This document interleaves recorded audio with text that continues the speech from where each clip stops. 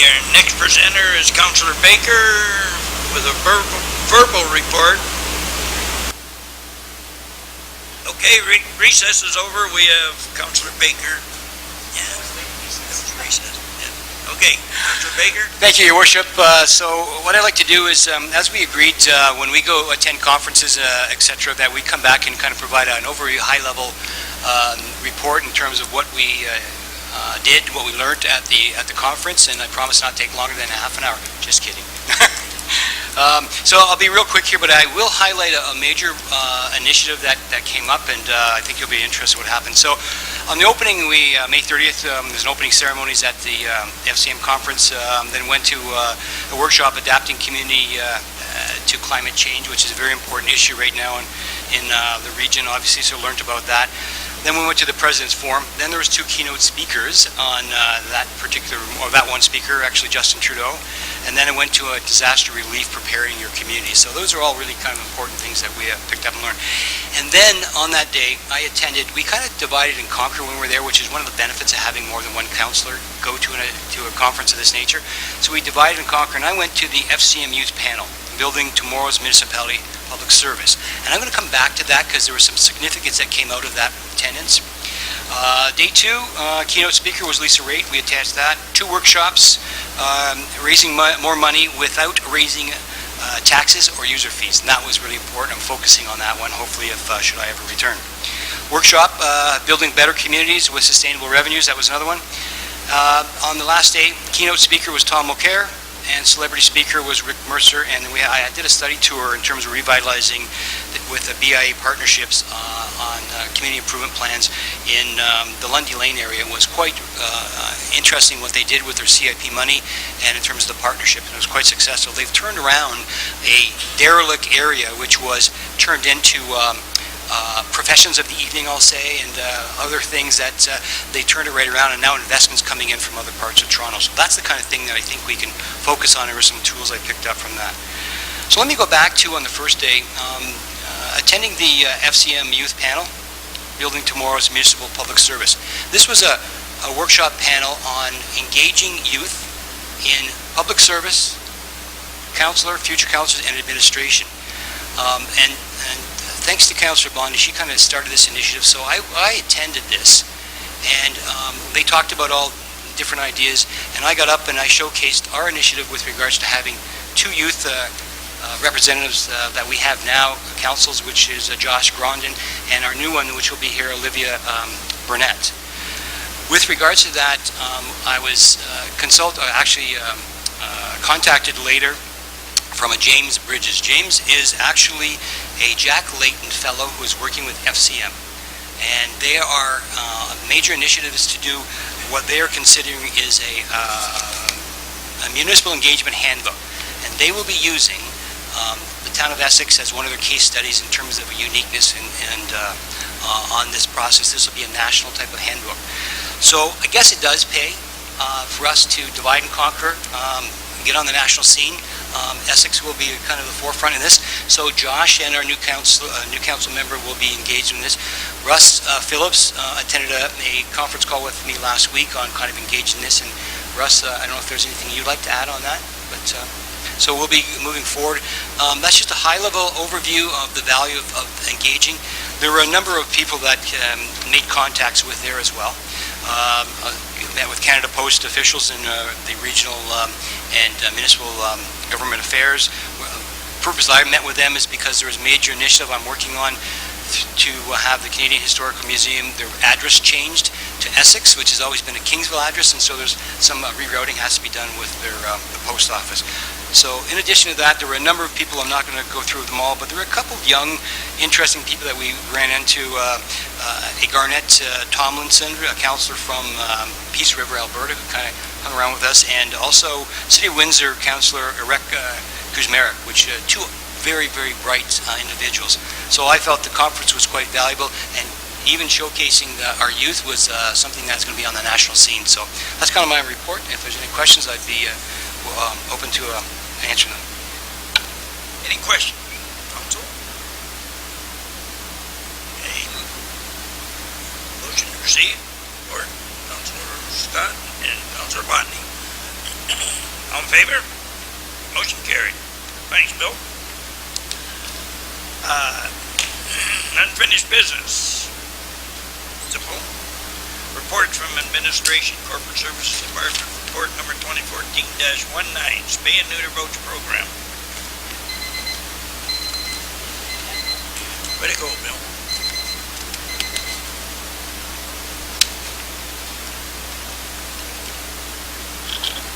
I would like to move the recommendations. Okay. Moved by Councilor Bondi, supported by Councilor Scott. Any questions? Councilor Baker. I guess generally, just a question, are we setting the benchmark too high on the low-income uptake? And we seem to every year not meet any of those, and maybe there's just not the numbers there, but maybe somebody can help me out on that to see why. Bondi? Thank you, Mr. Chair. I think it's a combination of a couple things that is holding up our low-income voucher intake.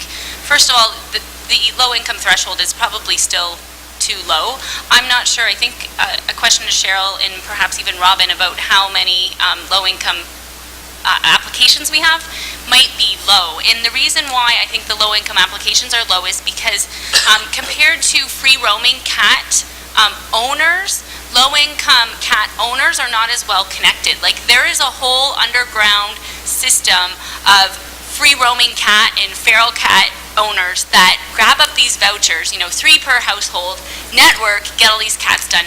There's not the same network with low-income owners, and they also can only get 1 low-income voucher per family. So you see, 10 families might uptake in the low-income voucher program, and 10 cats will get done, where 10 families uptake in the free roaming cat voucher program, and 30 cats are done. So I think it's something that we have to rework possibly for next year, but I'm certainly in favor of using our vouchers. But yes, the low-income threshold is, we need to change. And we also really, I don't know if we need to go back to Facebook and to really start promoting, get the word out there more and more and more about low-income cats, and getting them fixed. So it's going to take a combination of things, but that's my answer. I don't know, Cheryl, if you could, or Robin, how many applications do we have for low-income? Through your worship, it's in the report. There are 4 of them, and only 1 voucher, 4 applications, 1 voucher has been picked up. And really, if I may, to get to the problem of free roaming cats and the numbers of unwanted cats and reducing them, it really is a 2-prong approach, because we really need to get the low-income cat owners to fix their cats, because that is the futures in the community's free roaming cats. But at the end of the day, let's just keep on fixing cats, and we'll tweak it. Mr. Phillips and then Mr. Baker. Thank you. Through you, Your Worship. In conversation with Donna Hunter just prior to her vacation, she'd indicated that she will too be looking at the threshold for the low income, and as well as looking at the ratio of the feral cats versus the low income. So she has it under advisement to look at it again next year. Sir? Councilor Baker. Yeah, Your Worship. So just remind me, what's the purpose of the low income? Are they getting this for less money? What's the reason that we have this category? Maybe behind this there's a stigma. Maybe we just make these available to those people who need it. I'm not sure why we're categorizing. To me, that's a bit demeaning. I think we're giving these away anyways. Why don't we just put them out there, promote the heck out of it? Because a cat's a cat. Once we have a feral cat fixed, we have a feral cat fixed. I'm not sure it has an income status. So I would like to see, it work, and use them. So, Councilor Bondi. Thank you, Your Chair. I think that question should be answered by somebody in that field. Perhaps Melanie Coulter could give us a reason, because it really is a 2-prong approach. Because if we did all free roaming cats, they would be gobbled up, and the vouchers would be done for free roaming cats. Not a bad thing. I understand what you're saying. But then low-income cat owners wouldn't have access to any vouchers, because they'd be scooped up by our free roaming cat community instantly. Then the low-income cat owners move. They leave their cat behind at their apartment building. Then that cat now becomes. So it really is a 2-prong approach. Now, off the record, what I would say to somebody is, cat's a cat, let's get it done, right? Like, there are, and there probably have been, low-income owners that use a free roaming cat voucher. I don't know. right? But that is something that we can have the discussion with. I think maybe perhaps council can send an email to Melanie Coulter at the Humane Society and get an explanation as to why both parts of the program are vital.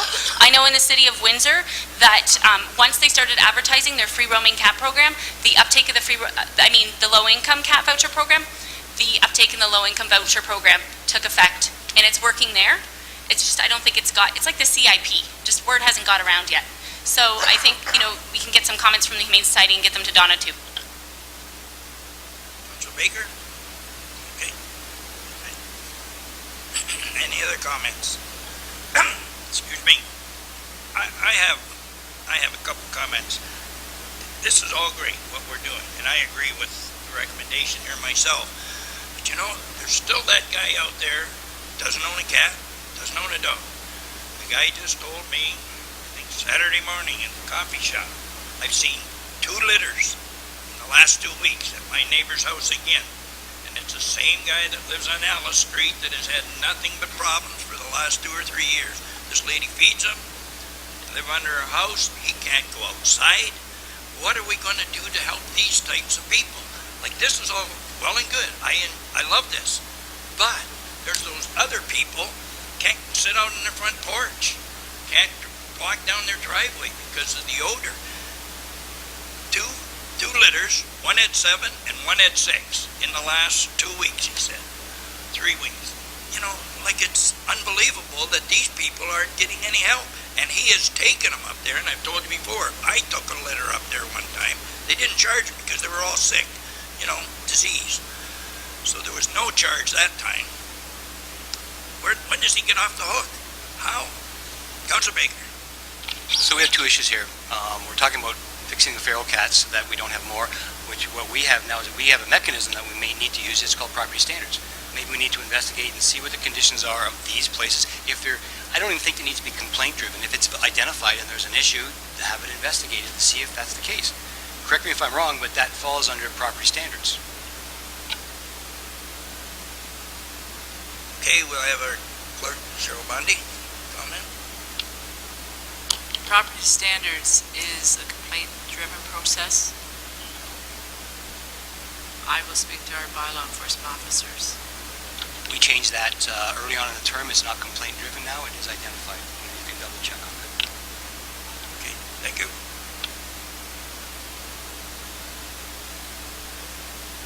All in favor of this motion? Motion carries. B, Corporate Services Department Report number 2014-20, Multi-Year Accessibility Plan. I would like to move the recommendations. Councilor Bundy, Councilor Baker with a question, sir. No question, just a comment. I got to tell you, I've been on a lot of committees. I'll tell you, the work that this committee does is incredible. Good work. You got an extensive report here, and lots of good recommendations. I knew you did a lot of work, so it was a great report. Quick comment as well. Yes.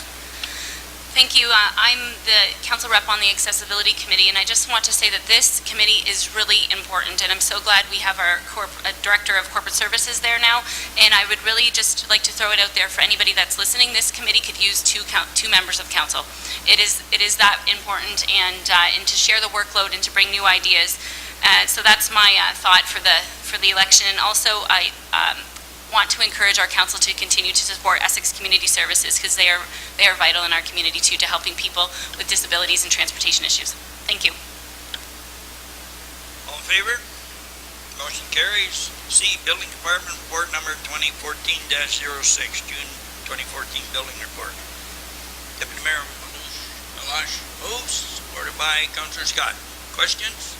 All in favor? Motion carries. D, Community Service Report number 2014-016, Essex Center, proposed temporary dog park location.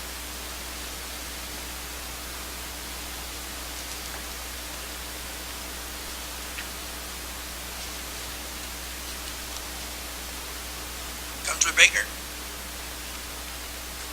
Questions on the report, I guess, before making a motion. I can question you through administrations. So maybe, Doug, I think you're in charge of this. So can you just briefly go over this so that we can hear publicly? And I have about 3 questions for this. I'm not against it. I just want to have some questions. Through your worship, in 2013, you had a committee come in front of council to ask for a dog park in Essex Center. Part of the resolution was for this committee to fundraise. In the meantime, there really hasn't been a park that's been designated for a permanent location. At our Essex Center open house, a number of committee members were there, and a suggestion came to look at the facility at Essex Pool House because it was fenced. The committee supports it. I did talk to the chair of that. It's only 13,000 square feet. We'd have to add a second entrance in for fencing, so there's some separation, but they realize it to be temporary. My suggestion to them also, it is temporary because we do want a permanent location, but it also helps in their fundraising effort, because when you go to fundraise, they have something out permanent that someone can see that it's actually happening, so that was another reason they'd like to see a temporary park. Thank you. Again, through your worship. So this is, are you proposing temporary, or could it work into a permanent site? Would that, I guess first, before I ask my question. Just temporary now because the enclosure that's there, it could become a permanent location, but I think you would look at removing the building and expanding the area. So the question I have with regards to that site or any site, has the site been reviewed by accessibility committee? Because I noticed there's no sidewalks. How do, in terms of this grass getting to that spot? I guess that'd be my first question. Second, while I know, we have a poop and scoop law, or bylaw, I guess it is, most dog owners, they abide by it. Is our staff going to be responsible for following up on that? And actually, what are the prevailing winds? Through your worship, research from other municipalities, we have signage drafted already that has conditions. We would have the poop and scoop there, and the owners would have to be responsible to take care of it by using the park. From what I've heard, haven't been to a dog park with a dog, it's self-policing, so I don't see that being an issue. So our staff is aware of that going. Last question, do they remove their own matter, or is there a receptacle there? Through your worship, they would remove their own matter, but we would provide a receptacle there. That's part of the cost that we would provide. Sir? Councilor Vogt?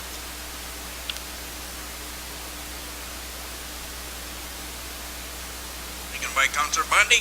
Any questions? All in favor of the motion? Motion carries. E, Community Services Report number 2014-17, lease agreement with the Harrow and Colchester South Minnehaha Association for sign advertising at the Harrow Arena. By Councilor Bunny, Councilor Bowman supports. Any questions? Councilor Baker. Real quick, through you to Doug. Doug, you put the commissions at 50% the first year and 40% the second year. Any reason why renewals would not have a higher benefit commission? Because all your costs are in the front end. You're paying out more. Your cost to implement the sign and that. Is there a reason that we couldn't make a different balance because you got some more costs in the front end? Your worship, this model is taken from the models we currently have in place, approved by council with Essex Minor Baseball and Essex 73s. Moving forward, that's definitely something we can look at, but that's where that number came from, was the past models. And I guess why I'm saying that, because we talk about cost recovery and whatnot, and if we're giving away 50%, I think the number is okay, but you're reducing in the next year where all the costs are up the first year, I think. Maybe a little more incentive, it might be balancing it out. Your worship, in the second year, though, they get 40% and the town receives 60%. Oh, okay. What I'm trying to say is that maybe they should get more for renewal, but because you're paying out more in the first year, and that's where all your costs are, right? Councilor Bowman? I think the issue is paying out the most in the first year is trying to sell the product in the first place. And renewals seem to come easier, so that's why they're getting their bigger hump the first year, because they've gone out and actually had to sell the product, and the renewal is much easier to maintain. So we gain the benefit down the road. Thank you. Anything further? All in favor of the motion? Opposed? Motion carried. F, Community Services Report, I-5 accreditation.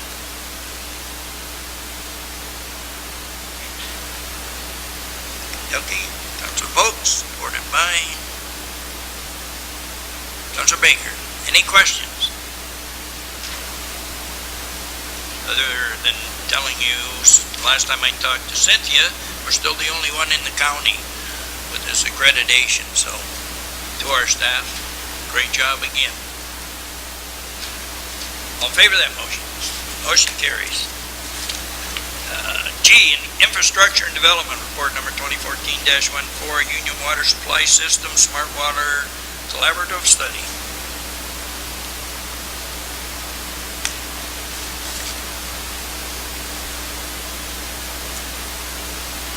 Deputy Mayor Malash moves, supported by Councillor Votes. Any questions? All in favor of the motion? Motion carries. HELK Energy Inc., the corporation, appointment of an auditor. Councillor Baker moves, supported by Councillor Bowman. Any questions? All in favor of the motion? Motion carries. Planning Department Report number 2014-28, Heritage Designation Bylaw for 12. Bylaw for 1215 Island Road, Colchester South. And also 78 Fox Street, Essex Center. And first we'll go to our planner, Heather Jablonski. Thank you, Your Worship. I did want to mention that I received a phone call late on Friday afternoon from Iris Weirag, who is the daughter-in-law to the couple that own the property. Her mother-in-law, Mrs. Weirag, one of the owners, passed away a few weeks ago. And as a result, Mr. Weirag Sr. needs to move in with his son and daughter-in-law into this dwelling at 1215 Isler Road. And in order to do so, they need to make some changes to the home. More specifically, they'd like to put an addition on. Because the property is in the designation process, they are more than happy to work with the Heritage Committee to come up with a design that will still satisfy the heritage attributes of the property. But in order to do so, we would request, and the Weirags are very much in support of a request to postpone the consideration of bylaw number 1298 to come forward at a later date when all of this has been dealt with. Please. Okay, thank you very much. Any questions?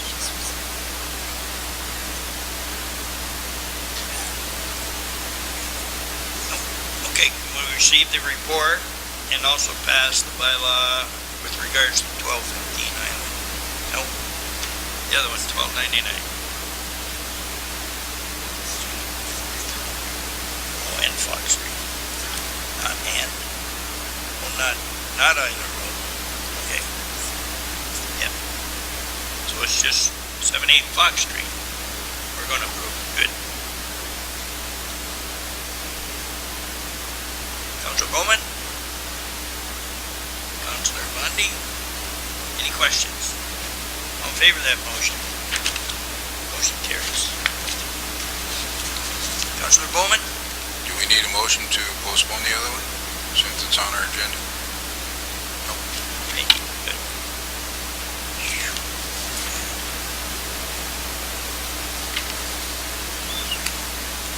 J, Planning Department Report number 2014-30, Draft Town of Essex Sign Bylaw.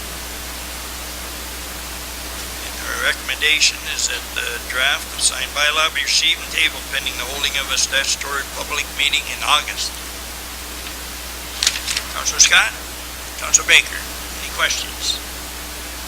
Councilor Baker? So, in reviewing this draft bylaw, this new sign bylaw, when will our chance be to talk about the items in here? While it's a great bylaw, it seems to be drafted very well, there's a lot of pickup on it, I think. There's some issues here too that that I think we need to discuss in terms of there's some issues relative to only not-for-profit having signs for events, but now we have a lot of the wineries who are putting on charitable events, and this doesn't address things of that nature. So I think while it's good, I think there is some tweaking to do, and it's big template to me. I mean, I don't know if we can look at some more site-specific in our region that fit to some of the signage, because really, you know what, we're in a different community, I mean, than we are in a big urban center.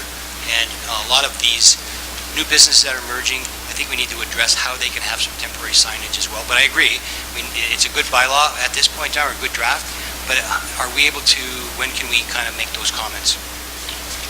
Through you, Mr. Mayor, we've tentatively scheduled the public meeting for August 25th. I'll be talking to Cheryl about that, to firm that up.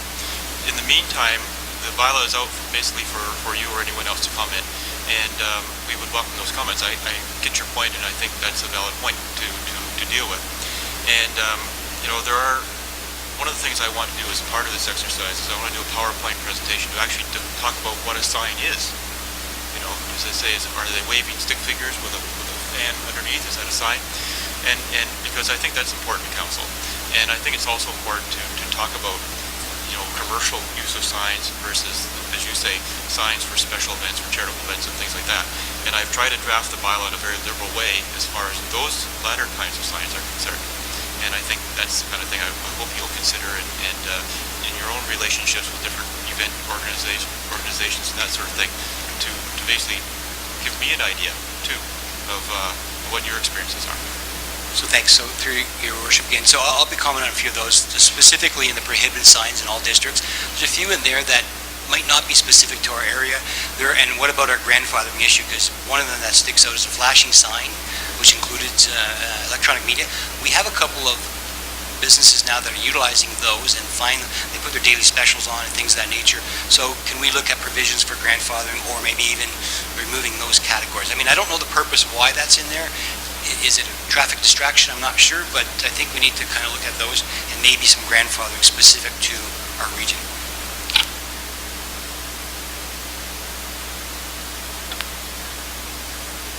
Thank you very much. Any further questions?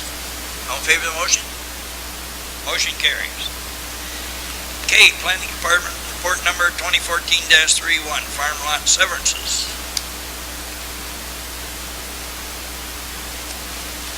Again, they're looking for a receipt and table pending the holding of a statutory public meeting on it. Council vote, supported by Council Bowman. Any questions? All in favor of the motion? Motion carries. L, Infrastructure and Development Report Number 2014-15, results of request for tender of surface treatment and FIP concession, pulverizing and surface treatment. By Councilor Bundy, supported by Councilor Vogt. Any questions? Councilor Baker. Quickly, I noticed there's a little bit of an over limit on this, through you, Your Worship, to Chris, I guess. It says in here that it came in a little over 600,000, but you're suggesting in here that you may be able to maneuver some of the materials with the contractor, and will you stay within the 600,000? That was what was in the report.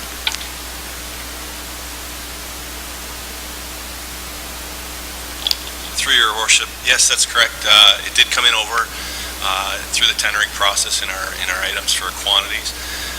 We list quantities for the amount of stone, the amount of emulsion. We're fairly conservative in our approach, so we've discussed with the contractor on making that still adequate and still meeting Ontario provincial standards. But we may be able to cut a little bit there. In the event we need a little more, we've got $90,000 in for miscellaneous spray patching throughout the municipality, where we'll go and take care of roads that are failing in spots. We can just cut that back a little bit to ensure that we stay within budget. Thank you. And a follow-up, specifically in this contract, is Isla Road in there? Because I know we have some patching there.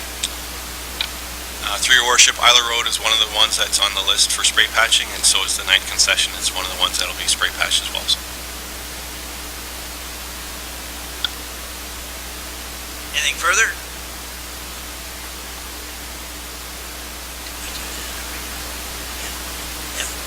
Okay. All in favor of that motion? Motion carries. M, Chief Administrator Officer Report Number 2014-07. Changes to the town's management non-union salary administration program pay equity plan. Mr. Phillips?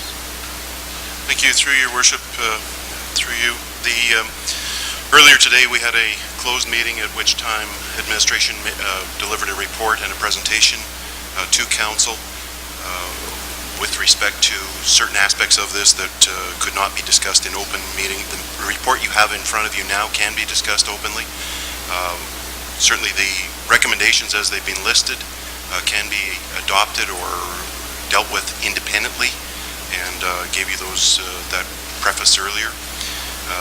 Administration strongly recommends to move forward on this. As it's indicated to you, the pay equity situation is one that the town is not compliant with at this present time, and that the work that's being done by the consultant to bring up the pay compensation to a standard of 2014 and giving us a system on which to move forward with as a good foundation for the town there's very, very good timing in this, and that the consultant's report and work had great value to the community in terms of going forward. I'd like to recommend that the recommendations 4 through 10 be adopted by council, and certainly we're here to answer any questions. Both Connie and I can address any comments or concerns you might have with the reports.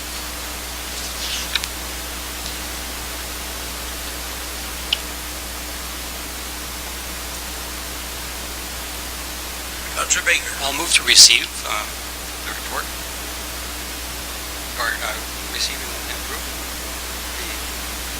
You're looking for receive and approve 4 through 10. With questions. Okay, so you're moving. Supported by Deputy Mayor Malas. Councillor Baker. Deputy Mayor Malas.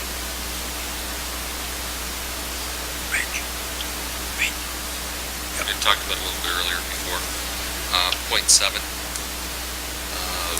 When someone's red circled, I would like to have added in there that although that their salary shall remain the same until such time any cost of living increases or their allowances, if any cause the salary grid to come within scope, in the meantime, they would receive their percent annual increase as a bonus, not to be added to their base pay.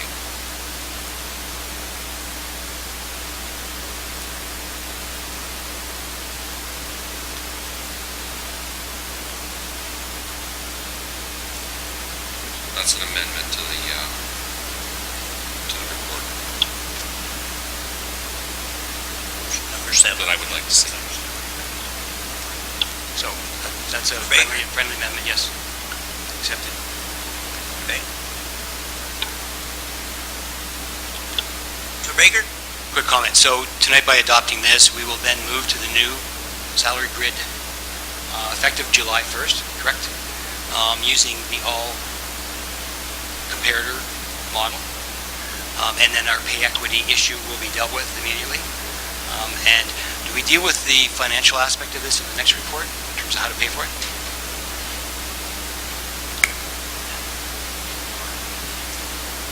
It is a part of this recommendation. It's part of that move by where the motion will actually read to that the report submitted by Donna would also be approved, and you would concur with that as well. If you don't mind explaining just generally what that is, the monetary payment on that, how we're going to achieve that? The town is not in compliance, as we know, with the pay equity legislation in terms of the pay equity. There's not been a posting of a pay equity plan for some period of time, and we've discovered that there are as many as 3 positions that we are aware of at this point in time that have not met that pay equity issue. So what's being presented in front of council in closed session, because these would be identifiable persons, that there's an amount of some $68,000, including benefits. I think the total amount of payout is $59,000, and an additional $7,000 or $8,000 worth of pensionable benefits that would be assigned to that as well. And that to meet that, there's monies that have been found in reserve by the corporation's treasurer, Director of Corporate Services, and she's identified in a separate report where those funds would come from. Most of those funds are reserved monies that have been set up for previous payroll or previous staff entities that have not been expended. Thank you. Ready for the question? All in favor? Motion carries. Correspondence, Friends of the Earth, discontinuing the use of neonicotinoid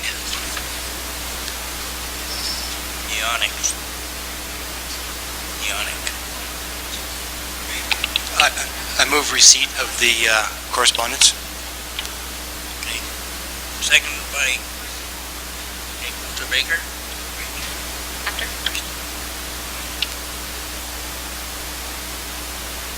Dr. Bond.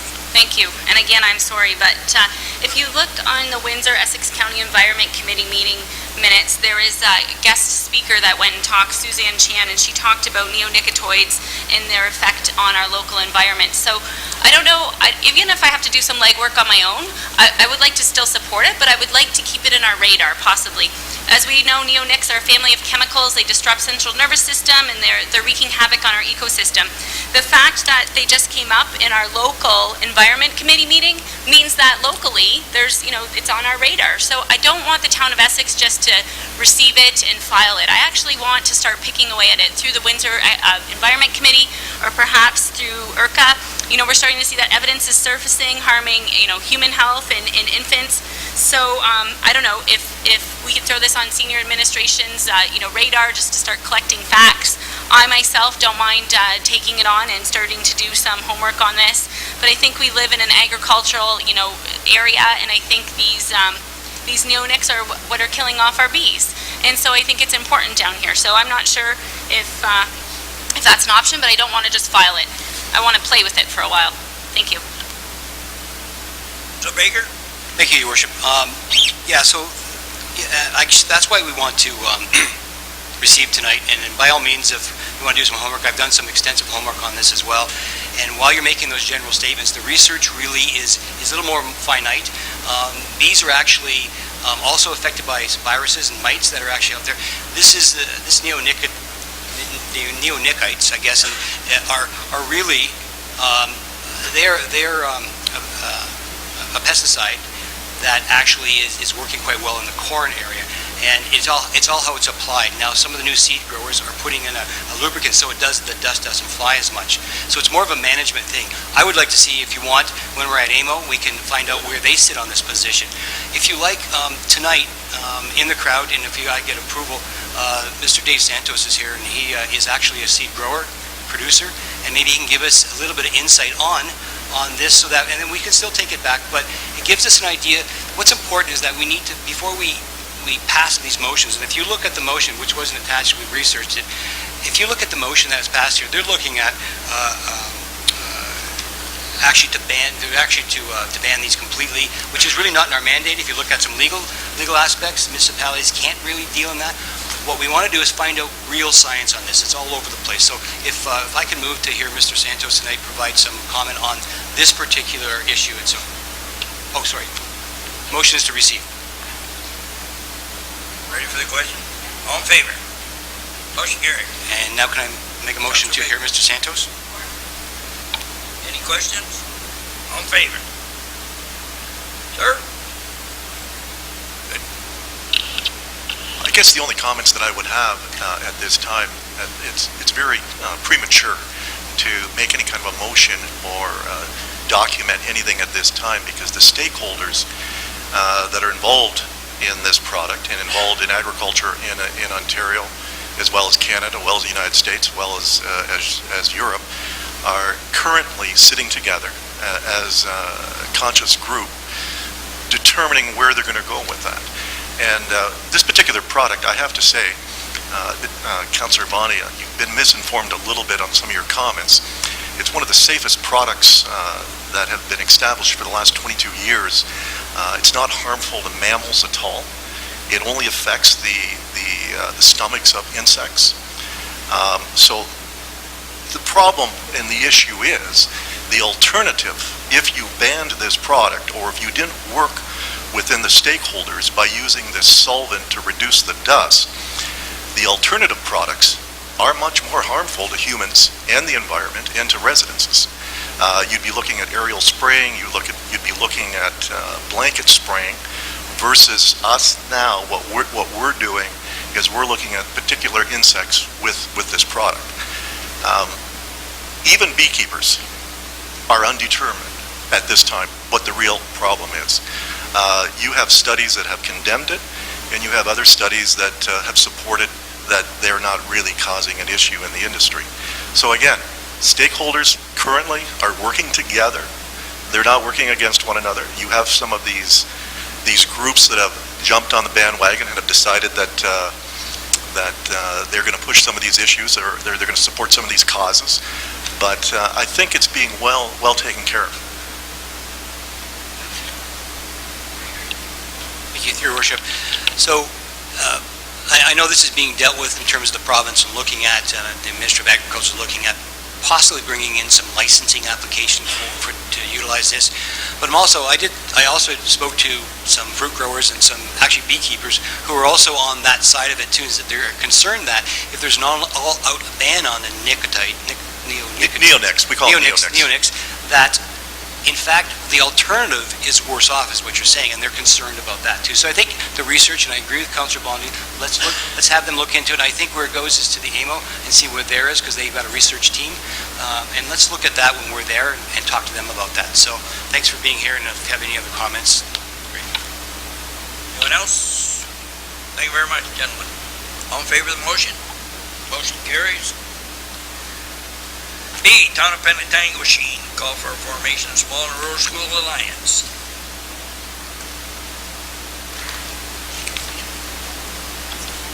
Motion to receive and support, or motion received? Motion received, it's been made. Seconded by Councillor Bowman. Any questions? Councillor Baker. Another topic that we can deal with at AMO. It's very important, so I think we can do it there, see where they're at. Thank you very much. All in favor of the motion? All in favor of the motion? Motion carries. Minister of Transport, Canada Post.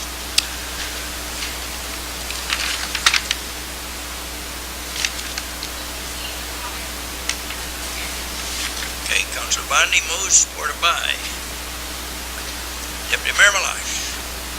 Councillor Bondi. Thank you, Mr. Chair. I appreciate the fact that they wrote back. I think it's awesome. I know that I'm familiar with Canada Post's 5-point plan, and I'm just a little upset that the 5-point plan didn't have prior consultation with communities. I know that they're looking at consumers' choices, but I think the needs of local communities in consultation with these communities, I think the boat was missed on that one. So I thank her for her letter, but I want to keep her on her toes. Thank you. Thank you very much. Anything further? All in favor of the motion? Motion carries. Committee of Adjustment, agenda for July 15th, 2014. Fall asleep on me. E.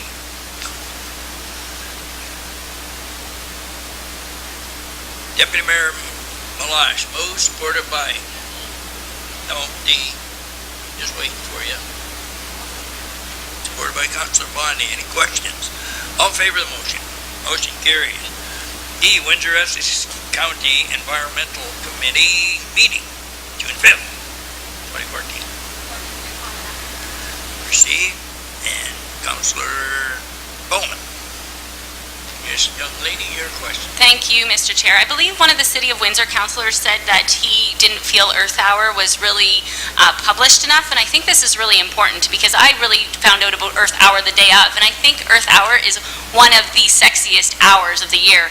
So I would love to throw this on our radar. Perhaps Doug Sweet, Community Services, senior administration, we can start talking about what we can do in the town of Essex for Earth Hour, and whether, we throw out a Facebook post of Earth Hours coming up, and we send out staff notices, and we look at our own facilities during Earth Hour, and we try to change our habits for that hour, because I usually end up missing Earth Hour, so then I have to rebook Earth Hour in my family, like, oh, we missed it, and the kids are really excited, and I said, oh no, now it's Sunday night from 8 to 9, so Earth Hour is, like I said, I think it's a big night, and I think we really need to jump on this bandwagon in the town of Essex, so I would love to throw that out there, and we can make a little note of that. Mr. Phillips. Thank you. Through you, Your Worship. Administration also heard about this very late this year. I think in past years we've heard about it quite advanced, and so I think the promoters of it kind of nationally slipped up on this one, but I think it crossed my desk about a day before, and then we were scrambling to get it posted on Facebook. But taking it under advisement, we'll be more careful to monitor next year. Thank you, sir. All in favor of the motion? Motion carries. F, Ellen and Carla Darman, 4903 Fort Concession Road, East Harrow. Moved by Councilor Baker, supported by Deputy Mayor Malash. Any questions? All in favor of the motion? Motion carries. Committee meeting minutes, Essex Fun Fest Committee minutes, March 20th, 2014.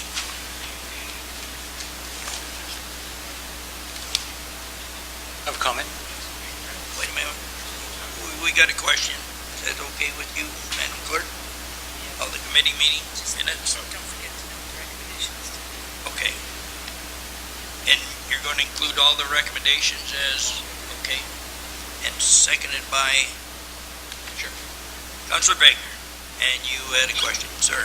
I just thought it would be appropriate, since you talked about the Fun Fest, to recognize the fact how much work that was done by the volunteer committee and by Morley, who I understand, when I was there speaking to his wife, he had been up probably 20 hours a day right through, and he's probably lacking some sleep right now, so congratulations on a great event.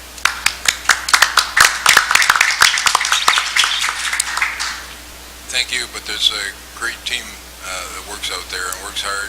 We'd certainly like to have some more on the team next year, so it wouldn't have to work so many hours. But it's a great weekend, but it's a community weekend, so must have that community support. We certainly got it this year, and for the most part, the weather cooperated, and crowds came out, so it was like we moved back to a few years and sort of reinvented ourselves. So big thanks to all the people that came out and supported us, and the people on the committee that worked super hours this year. Our committee is actually a little short of people, so everybody did like 2 and 3 times the amount of work. So to them, all of congratulations go to them, because they do the work, and we just look good. Thanks. Okay, our bylaws. A, Schedule 1 to bylaw number 1052, revised July 14, 2014.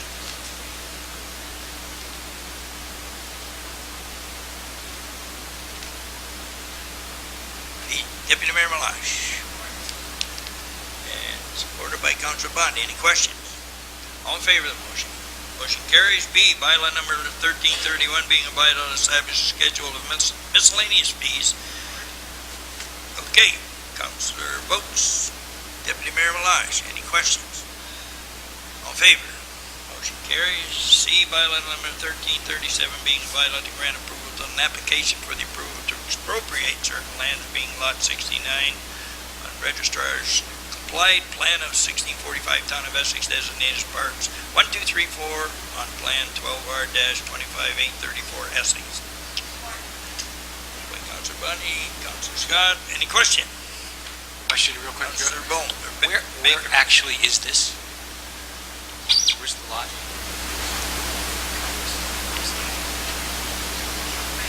Is this the Harrow properties? Okay, thanks. Because it never talks about where it is. It always talks about lot, and I couldn't tell you where a lot is if you asked me. So that's why it's mine. So that passes then tonight. All in favor of the motion? Motion carries. D, bylaw number 1319, being a bylaw to provide for the Tom Wright drain.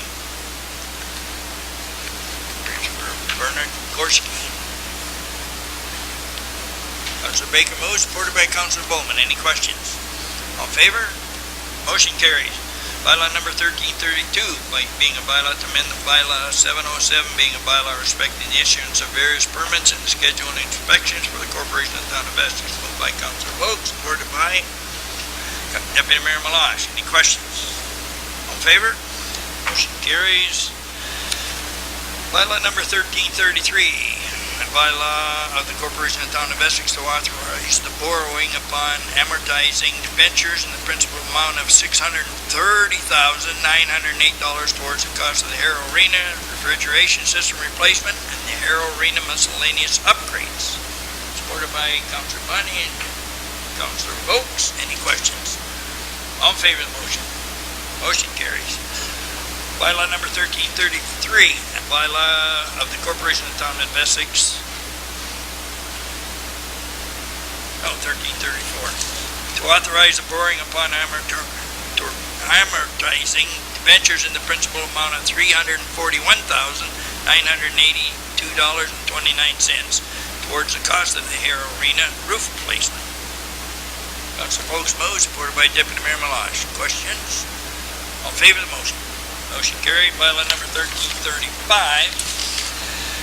Bylaw of the Corporation of Town of Essex to authorize the borrowing upon amortizing debentures in the principal amount of $1,074,525.95 towards the cost of the Essex Twin Pad Arena completion of construction.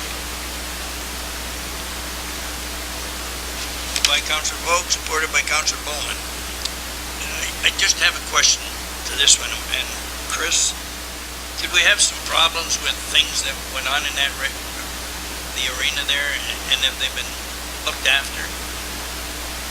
You know, did we have some problems where there wasn't enough money to cover what needed to be done or something? No? Okay. Okay. All in favor of the motion? Motion carried. Bylaw number 1336, a bylaw of the Corporation of the Town of Essex to authorize the borrowing upon the amortizing debentures in the principal amount of $2,979,108.55 towards the cost of the Fire Station 1 and EMS. Moved by Councilor Vokes, Councilor Bowman supports. Any questions? Councilor Baker. Real quick, of course, these are all in the budget items in terms of our capital expenditures, right? Yeah. Just trying to pull out the numbers here in my head. Russ. These bylaws are effectively required to authorize the payments now to debenture them. We finally got approval from the province to move forward on them.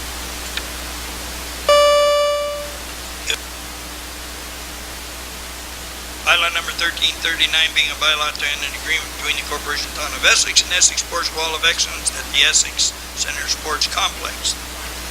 Councilor Bondi, supported by Councilor Baker. Any questions? All in favor? All in favor? Got four now. Okay, thank you. Bylaw number 1340 being a bylaw to confirm the proceedings of July 14th, regular meeting of the Corporation of the Town of Essex. Bondi. Councilor Vokes. Any questions? Councilor Vokes.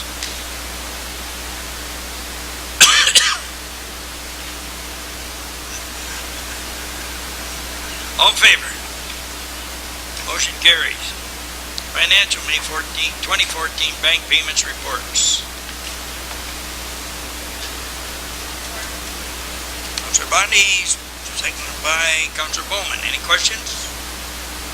All in favor? Motion carries. B, 2014 Capital Report, May 31st, 2014. Councilor Baker and Deputy Mayor Meloche. With a question, Councilor Baker. No, just that I'd sent a question, and I'll just wait for a response. I know you guys are working on that question. Okay, thanks. Anything further? All in favor of the motion? Motion carries. June the 20th, bank payments reports.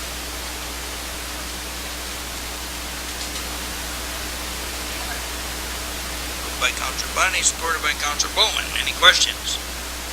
All in favor of the motion? Motion carries. New business. Councilor Bondi, dog pound issues, e-waste Cheryl Bondi, e-waste collection. Sherry Bondi. Thank you, Mr. Chair. I did remove the dog pound issue from this agenda, and we'll discuss it at a later time when Donna is back. I just wanted to let the community know, all of Essex, and I guess, some of Kingsville and Amherstburg, that Find Your Green is a new business in Harrow, and we are hosting an e-waste event for an entire week. So there's no excuses. You have lots of time to clean out your old TVs and cell phones and any other items that are considered e-waste. We're pairing with Computers for Kids, so you can look on their website and find out which items qualify. The address is 2547 County Road 20 East, and the hours of the e-waste event are the entire week and the entire time we're open. So I'll just say really quick, Monday, Tuesday, Wednesday, Thursday from 9 to 5, and Friday from 9 to 7, Saturday from 9 to 5, and Sunday from 10 to 4. And I'm sure if you're away that week, you could drop off your TV or your cell phone right now, just put it over to the side and don't say I suggested it. So anyways, it's an e-waste event in Harrow Center, and we would love to collect e-waste. You know, if you live in Essex Center, McGregor Center, and you have some stuff, grab a pickup truck and some friends and drag it on out. I really hope that this is a successful collection event. I held one at my house last year, and we collected 4 big cardboard boxes of e-waste. So this year I want to at least do that. I feel the communities do. So please come out and bring your e-waste. Thank you. Oh, and hopefully Lori can work on something on Facebook, and we can just promote this, use town resources to promote this, because it really is an environmentally friendly event for the entire community. Thank you. Does that also include batteries, like your flashlight batteries and everything, also, Sherry? No? Well, just to let the public know, you can turn them in here at the county building, okay? If you have any little batteries or anything like that, keep them out of the landfill also, right here at the county building. Thank you. All in favor of that? Receive the little present. Oh, okay.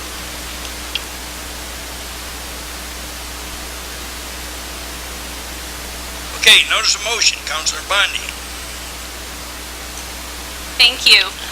I would just hope that council would support this motion. It is a motion that we've seen before, and actually the last time we saw it, it was Councillor Vokes' idea. So I decided to bring it up again because we have a new provincial government. And I don't think we're alone in this, and I think that this is something we can also discuss at AMO. But I know that a council member in LaSalle was also pushing the provincial government for the energy crisis, and I would like us here to do the same thing. So my motion, I'll read it real quick. Whereas residents have identified escalating electricity and heating rates as a major concern, whereas electricity and heating rates like municipal water are not luxury items, but basic necessities, therefore be resolved that the council petition our province and our federal partners to request that, like current municipal water category, electricity and heating be exempt from HST. And that this motion gets forwarded to AMO and the FCM and also to County Council asking for their support. And I'm just hoping that our council continues to support this motion like we did 4 years ago, and we'll just see where we get with it. And supported by Councillor Vokes, and thank you, Randy, for putting this out here for us. Any questions? All in favor? Motion carried. Just before adjournment, we still got lots of time to get down to the A1, that's the supporting the Spitfire project and their group. So if you haven't eaten yet, like some of us, you can get out there still. We got 40 minutes. Thanks. Just remind them that you are there because of the Spitfire. Motion to adjourn. Sherry, Orly, all in favor. Motion carries. Thank you very much.